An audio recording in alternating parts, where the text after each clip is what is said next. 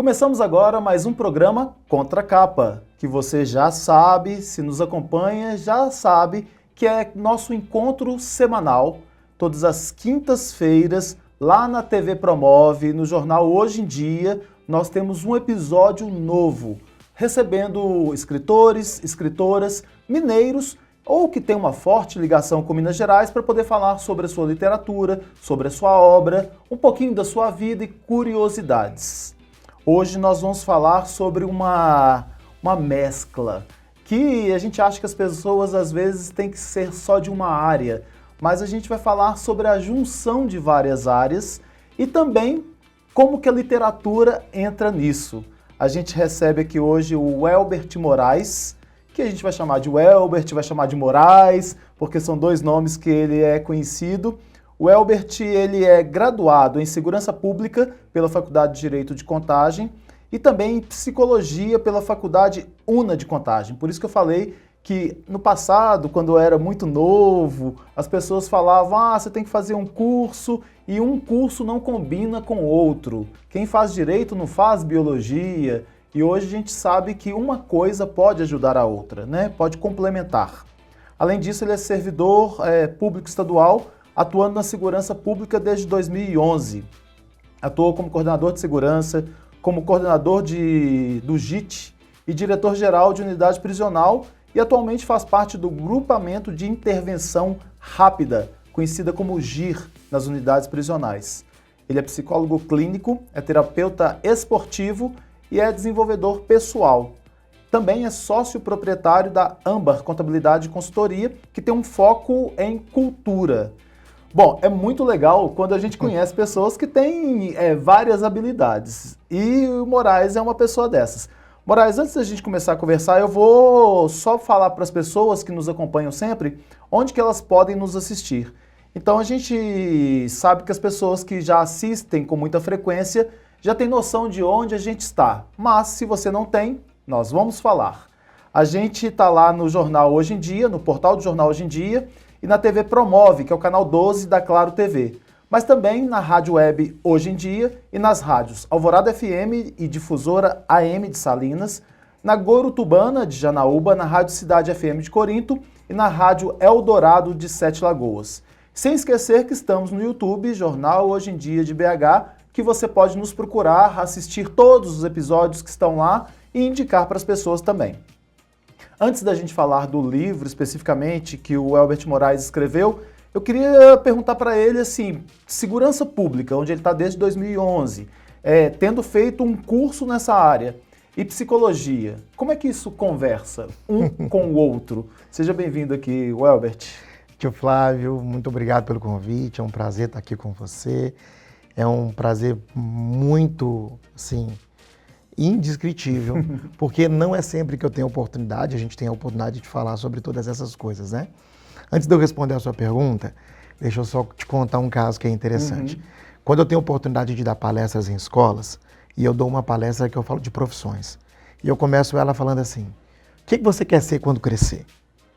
E geralmente essa resposta se remete a uma profissão. E aí eu falo que você pode ser o que quiser. Verdade. Diversas coisas.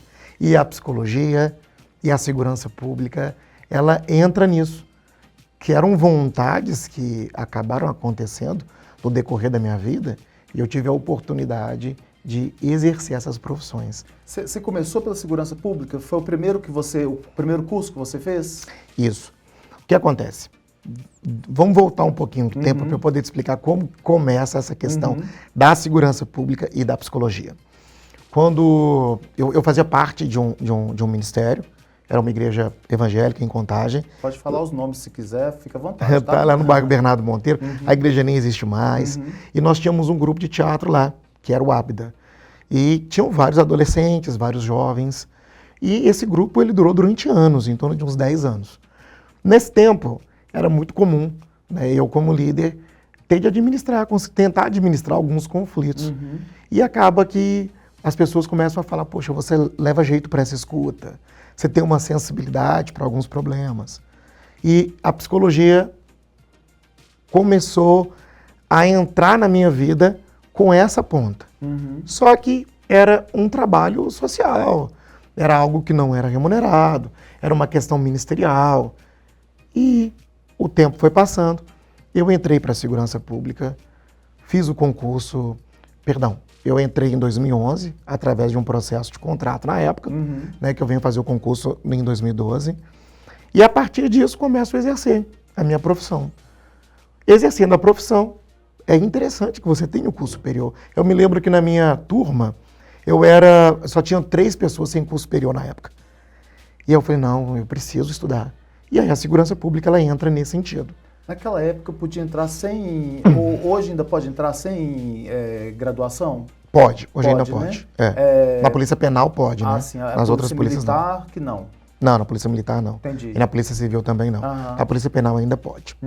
E aí eu fiz o curso de segurança pública, o tempo foi passando e teve aquela história lá do passado sobre a sensibilidade de escuta. Por quê? Alguns daqueles jovens que nós trabalhávamos no teatro, eles acabaram gerando um laço, um vínculo muito grande, e nós continuamos amigos mesmo depois que o ministério acaba. E aí eu queria estudar, e aí um jovem, que é o Lucas, ele falou comigo, Elbert, faz psicologia, é muito a sua cara. É muito a sua cara. Ele falou, é muito a sua cara. Eu falei, não, deixa eu pensar sobre. Comecei a estudar sobre, conversar com pessoas formadas em psicologia. Eu falei, poxa vida, eu acho que eu me identifico. Acho que é uma profissão que eu posso exercer. E aí eu começo a estudar. Então você já está dentro do sistema prisional, já está trabalhando como policial penal, concursado, e aí vem a possibilidade de fazer a psicologia, que eu tenho muita vontade de fazer psicologia também. Ela abre completamente a mente da gente, né? Porque ela te mostra outros lados, outras perspectivas, né? Até mesmo essa questão que você tem da escuta, que já é seu, já é natural, porque você já exerce isso no Ministério, já vira uma escuta qualificada, porque você vai ter técnicas, né? Sim. Mas é um curso que mexe muito com as pessoas, né? Sim, de fato. É um curso magnífico. A segurança pública também é um curso muito bom, mas a psicologia, ela tem uma diferenciação quando se trata sobre tocar a alma humana, né? Fala sobre assim, tem um escritor que ele fala, quando tocar uma alma humana, seja apenas outra alma humana. Então eu acho que era muito sobre isso, sabe? E eu vivi um pouco esse conflito de profissões, porque na psicologia é extremamente raro na polícia penal, é extremamente raro um policial que faça psicologia. É muito comum, né, as pessoas, o direito a esmagadora, a escolha. Então as pessoas fazem direito. Então as pessoas perguntavam, que curso que você faz? Eu, psicologia. Não fazia muito sentido. E aí eu vivi um momento que era um momento muito, muito, muito engraçado. Porque na segurança pública, não fazia sentido para aquelas pessoas ali que eu convivia fazer psicologia.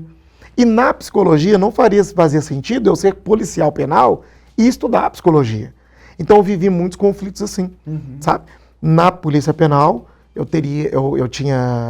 era muito comum que eu precisasse explicar por que psicologia, né? E eu acho que tem tudo a ver, né? Tudo a ver porque te dá essa amplitude de entender as relações que existem entre os colegas, de entender as relações que existem com aquelas pessoas que estão encarceradas e até mesmo essas histórias, porque todos nós somos um conjunto de histórias, né? Quando você citou foi Jung, né? Que Jung fala, né? Conheça todas as técnicas, domine todas as teorias, mas diante de uma alma humana, seja uma alma humana. É um dos exercícios mais difíceis, porque conhecer a técnica e dominar as teorias é fácil, né? Mas você ter empatia é difícil. E hoje a gente vê isso dentro da área pública, quão é necessário, né? Mas não só na área pública, no comércio, em qualquer lugar que a gente esteja, na família, né? É muito difícil você desenvolver empatia. E o curso de psicologia, eu acredito que ele é esse ponto mesmo de ficar de fora, né? De observar de fora. Essa sensibilidade com outra psicologia me deu bastante. Eu já tinha um pouco dessa sensibilidade, né? Como você já disse, quando eu trabalho com aqueles adolescentes, as crianças e os jovens, mas a psicologia, ela potencializou isso. Então ela me permitiu algumas tomadas de decisão, quando eu era coordenador de segurança, por exemplo, até como diretor-geral de unidade prisional, algumas tomadas de decisão que fugiam um pouco do que, de fato, o próprio público esperava. Porque o público, de forma geral, o público de unidade prisional, que seja o visitante à unidade prisional, que seja o visitante ao preso, que seja a própria imprensa, enfim. Aquele público está acostumado com alguns perfis, né, de servidores, de diretores, de pessoas ligadas à parte técnica. Então, quando encontra um servidor que tem uma sensibilidade um pouco diferente, né, tendo em vista que é necessário entender a verdadeira necessidade daquele ser humano ali, seja o visitante, a unidade prisional, seja o indivíduo privado de liberdade. Seja o colega que está trabalhando com você. Seja né? o colega também, gera um pouco é um pouco assustador, né? Estranheza. Gera estranheza, de fato, né? Poxa, eu lembro que, estava até comentando com você, com relação até à doutora Bárbara, que era juíza lá da comarca de Igarapé, e nós desenvolvemos um projeto, alguns anos atrás, em que os servidores eles eram atendidos por estudantes de psicologia, do 9º e do 10º período lá da faculdade de Pitágoras, se não me engano. Era um projeto interessante. Esse tipo de olhar, esse tipo de sensibilidade, eu acho que a psicologia acabou potencializando. Ela acabou me dando alguns que eu não tinha e potencializando algumas coisas que eu tinha. E foi, assim, magnífico. E até hoje, por mais que eu trabalhe em um grupamento, que é um grupamento que existe um estereótipo, que é um grupamento extremamente fechado, um grupamento extremamente rígido, um grupamento extremamente sério, eu não perco a sensibilidade da escuta do outro. Né? As pessoas que estão ali, independente do público, seja o público privado de liberdade, ou o público que vai fazer qualquer tipo de utilização daquele ambiente carcerário, é um público em que eu uso um pouco dessa escuta, dessa sensibilidade. Quando eu te conheço da unidade prisional e quando você falou dessa questão, eu lembro que a gente estava passando no corredor, você com a máscara, né, armado, e aí falou assim, eu vou te dar um livro meu. E aí eu olhando, só tava os olhos de fora e eu não consigo, se você colocar a máscara e passar por mim, eu não consigo reconhecer.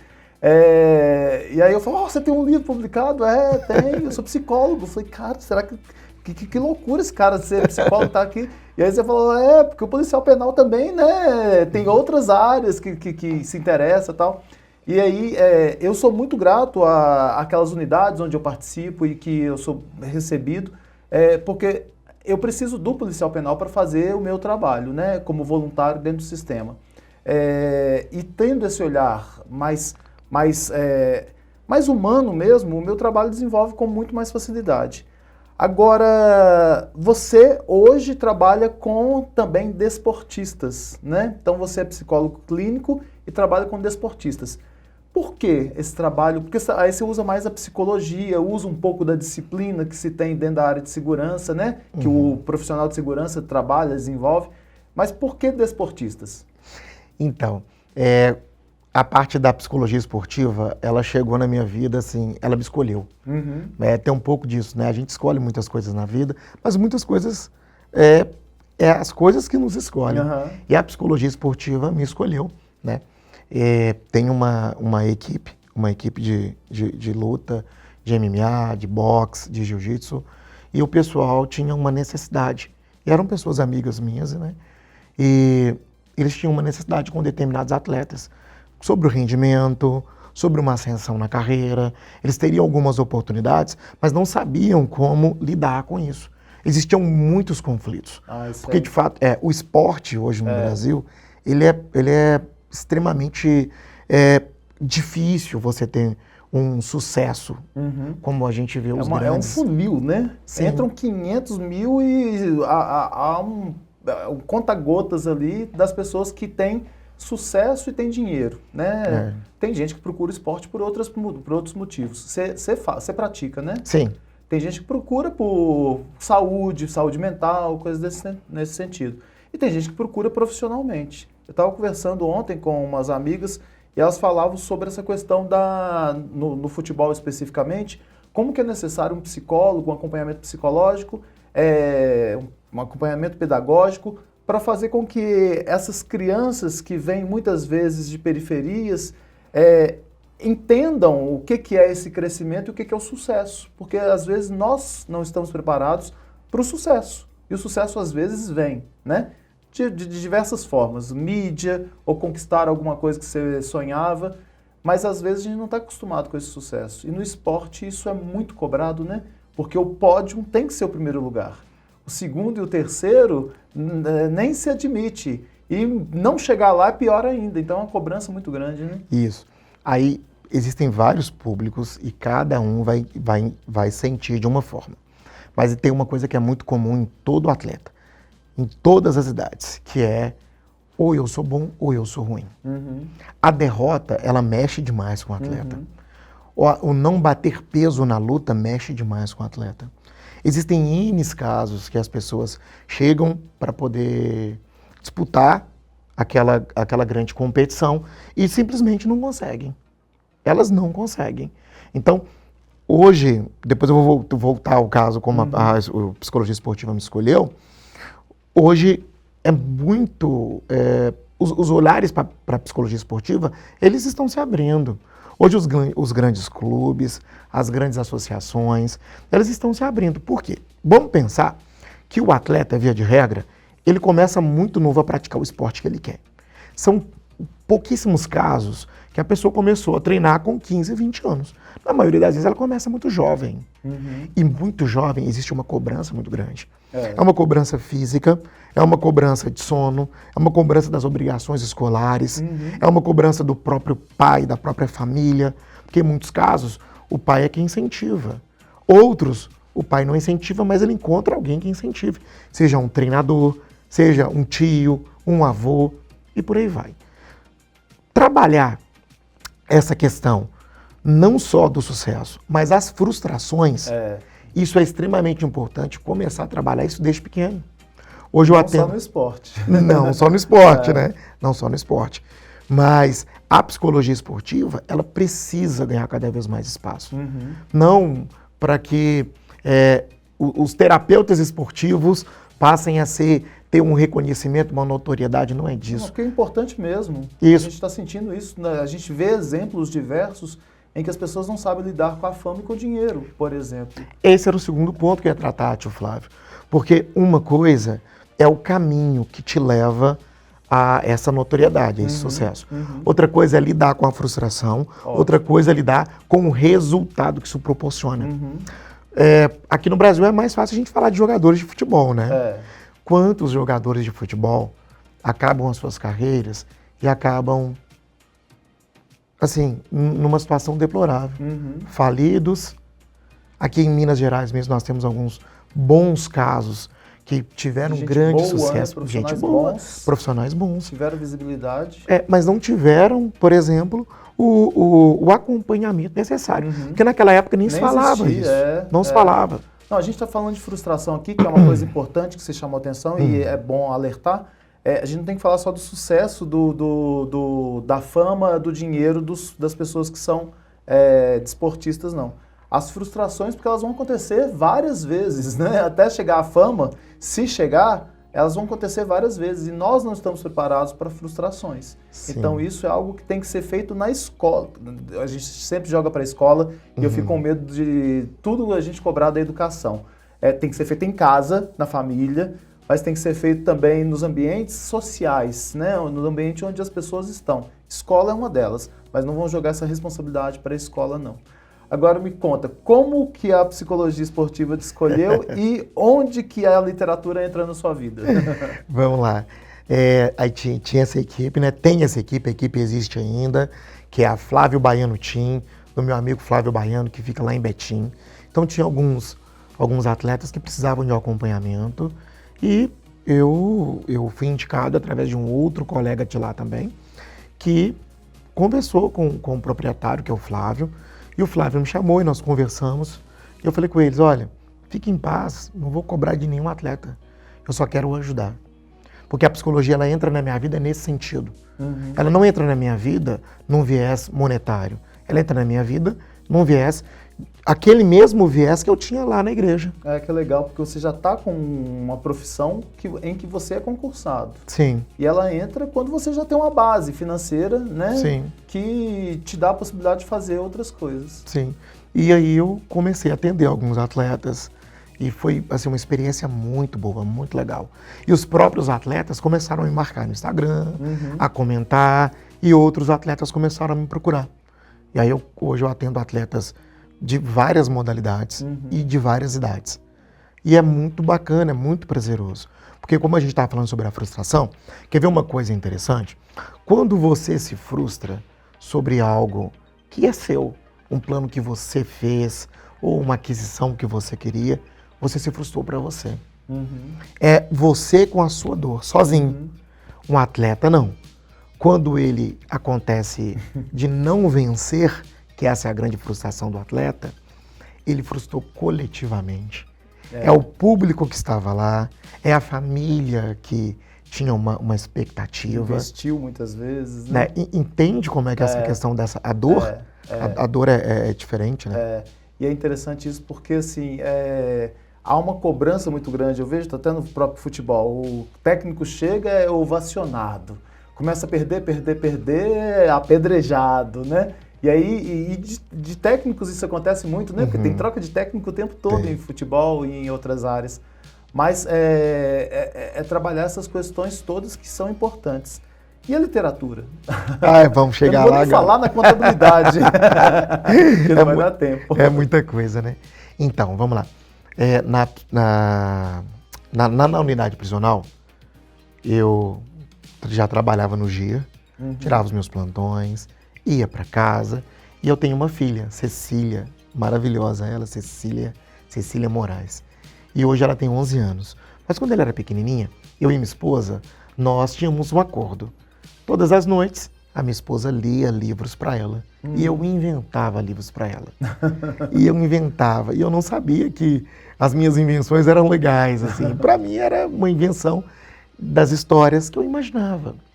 Um belo dia, eu não tinha mais livros para inventar. Eu não tinha mais histórias para inventar. E Cecília me pergunta, papai, hoje a história é de quê?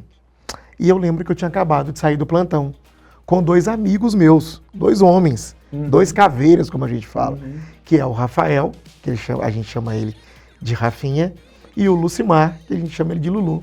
E eu falei com a minha filha, hoje é uma história de 2 amigas aventureiras, Lulu e Rafinha. E aí surgiu Lulu e Rafinha, e a partir daquela noite, minha filha, papai, mais histórias Lulu e Rafinha, mais histórias Lulu e Rafinha. E eu fui contando várias histórias de Lulu e Rafinha. O que aconteceu? Lá na contabilidade, a gente vai precisar pegar esse gancho, foi na época da pandemia, nós temos um cliente, um parceiro, que é a Casa Tuia. E a Casa Tuia, ela desenvolve vários projetos relacionados à cultura, e ela começou a desenvolver também a questão de trabalhar com livros. E eu tenho comigo que todo amigo, todo colega que desenvolve qualquer projeto, eu faço uma questão de comprar, de ir, de prestigiar. E quando eles publicaram um livro de uma amazonense, eu fiz questão de comprar o livro. E eu vi que era um livro, nossa, era muito profissional, era muito bonito. E nós compramos o livro e lemos para Cecília. E aí minha esposa falou, amor, as suas histórias, se elas não são melhores, elas são tão boas quanto essa.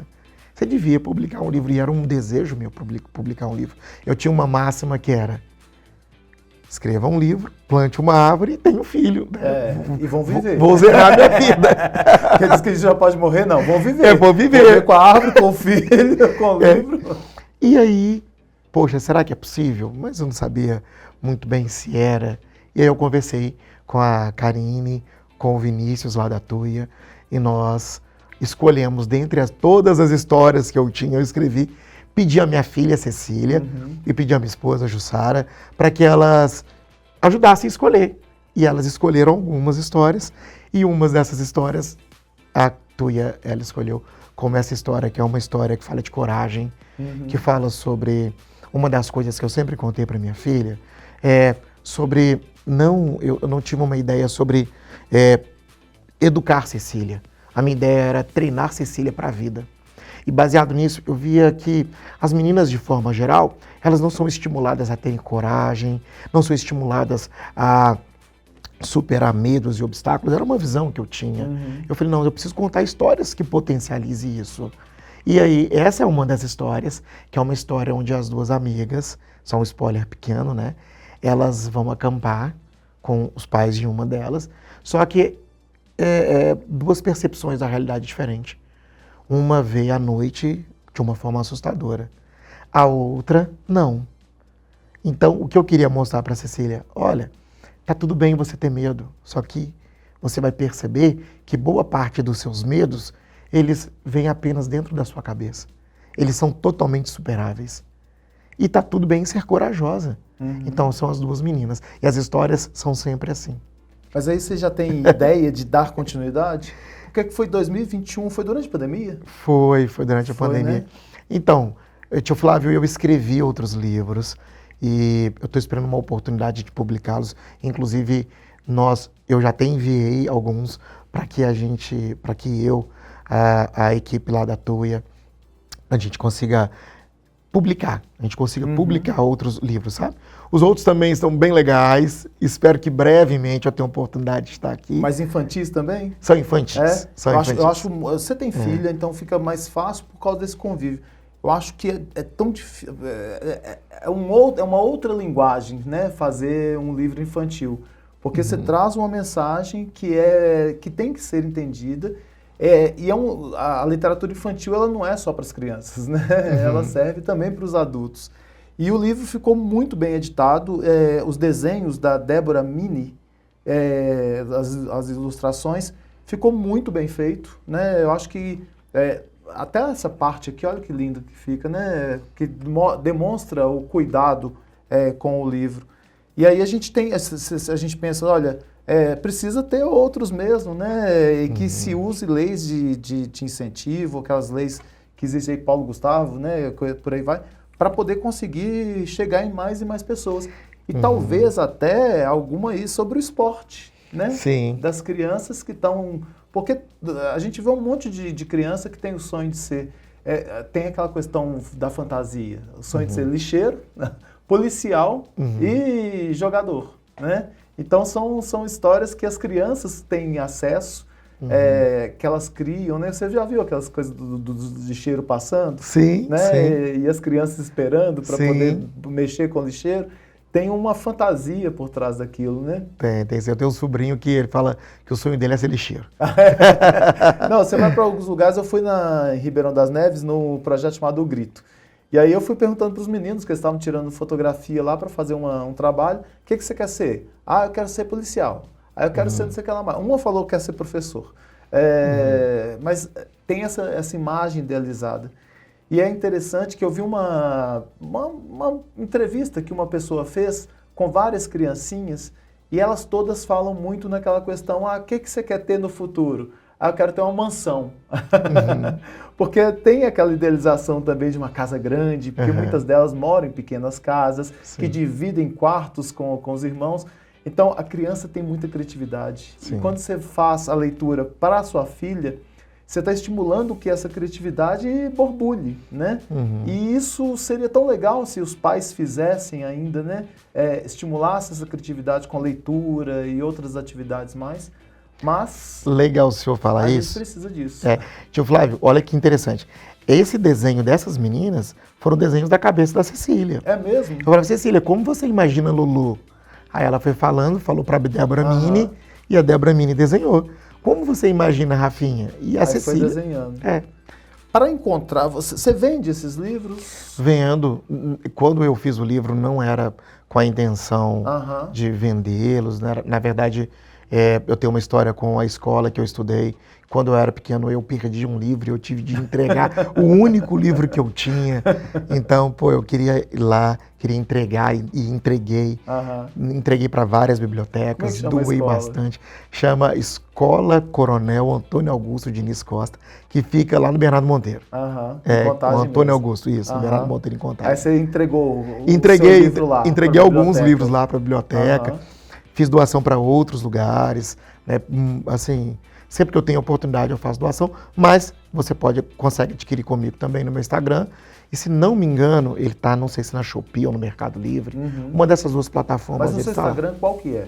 Meu Instagram é psicólogo.welbert, com temudo, Moraes com I. Psicólogo.welbert Moraes. Então, Welbert Moraes junto. Isso. Com I, W, Welbert, né? Moraes com I e psicólogo tem um ponto aí separando. Isso. Eu vou pedir o Silan para poder colocar para a gente também, que fica mais fácil. E ele vai marcar também no Instagram, então as pessoas vão poder ver. Welbert, obrigado pela participação aqui e até um próximo livro. Tio Flávio, eu agradeço, muito obrigado, foi um papo muito gostoso. E eu tenho a vontade de voltar aqui com não só mais um, mas vários outros, né? Várias outras histórias. Né? Só um detalhe importante, o senhor até mencionou as leis de incentivo, né? Tem um entrave na lei de incentivo, que nós até olhamos para poder publicar o próximo, mas servidor público não pode participar na maioria dos editais. Não sabia. Na maioria dos editais não pode. Aí eu fico travado em função disso, esperando um edital que consiga ser contemplado.